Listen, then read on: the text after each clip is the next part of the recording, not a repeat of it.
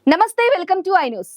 మధ్యప్రదేశ్ రాష్ట్రం నుండి దేశ ప్రజల విశ్వాసాన్ని, ఆరోగ్యాన్ని ఒకేసారి కుదిపేస్తున్న ఒక అత్యంత భయంకరమైన కుంభకోణం వెలుగులోకి వచ్చింది. చింద్వారా కప్ సిరం విషాదంగా మారిన ఘటనలో 23 మంది అమాయక చిన్నారులు చనిపోయిన చీకటి అధ్యాయం ఇంకా కళ్ళ ముందు మెదులుతూ ఉండగానే ఇప్పుడు controller and auditor general CAG నివేదిక ఒక అణుబాంబులా పేలింది. ఇది చిన్నారుల ప్రాణాలతో ఆడిన అత్యంత దారుణమైన చెలగాటం. ఈ వ్యవస్థాగత వైఫల్యానికి కారణమెవరు?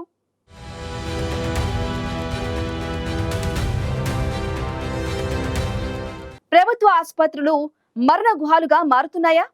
Madhya Pradesh public health services corporation limited నిర్వహించిన ఒక పగడ్బందీ ఆడిట్ రిపోర్ట్ వ్యవస్థ లోపల దాగి ఉన్న భయంకరమైన నిజాలను బయటపెట్టింది.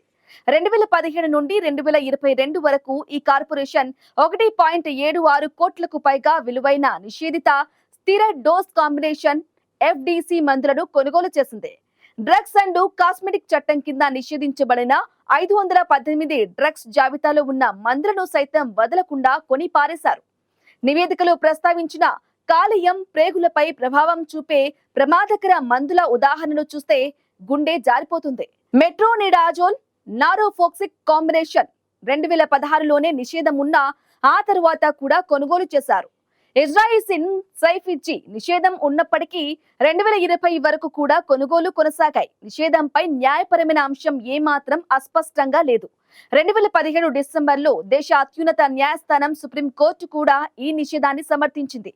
అయినా కూడా ఉన్నతాధికారులు కొనుగోలు విభాగం చట్టాన్ని ఉల్లంఘిస్తూ ఈ మారణ హోమాన్ని కొనసాగించాయి. అధికారులు చేసిన సాకులు అంతకంటే దారుణం. ఈ మందుల కిట్లలో భాగంగా కొన్నాం అని చెప్పి చేతులు దులుపుకోవాలని చూశారు. కానీ సిఏజీ ఆ వాదనను పటాపంచలు చేసింది. నిషేధం అంటే నిషేధమే, కిట్లు అనేవి జాతీయ చట్టాలు లేదా కోర్టు ఉత్తర్వులను అధిగమించలేవు అని సిఏజీ కరాఖండిగా స్పష్టం చేసింది.